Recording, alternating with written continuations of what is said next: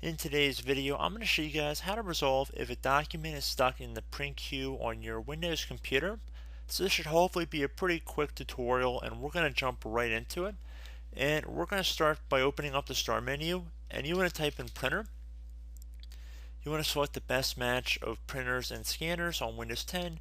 Windows 7 and Windows 8, it'll look a little bit different because you're going through the control panel, but the general point is we're trying to get to our printer here. And then you want to open up the queue. When you have a screen that looks like this, you want to left click on the printer tab at the top, left click on cancel all documents. It's going to ask, are you sure you want to cancel all documents? Select yes. You can close out of both of these windows at this time. I would now recommend opening up the start menu and typing in command prompt. Best match should say command prompt right above desktop app. You want to right click on it and then left click on run as administrator. If you receive a user account control window, you want to select yes. Now into the elevated command line window, you want to type in net, so net space stop, another space spooler. Note that spooler has two O's here. Then you want to hit enter.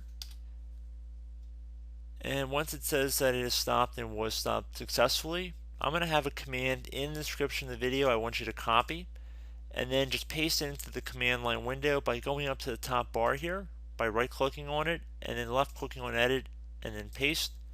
Once you have it pasted in, you want to hit enter. And now that you've done that, you can close out of the command prompt, open up the start menu, type in services. Best match should say services right above desktop app. You want to left click on that, and now you want to go down to get to print spooler right here, right click on it, left click on properties. You want to make sure startup type is set to automatic, and if the server status is stopped, click on the start button right here. Okay guys, click on OK. Close out of this window and any other open or active windows you have on your screen. Restart both your computer and your printer, and hopefully your problem has been resolved.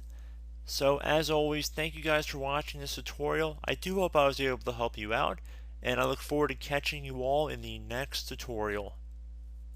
Goodbye.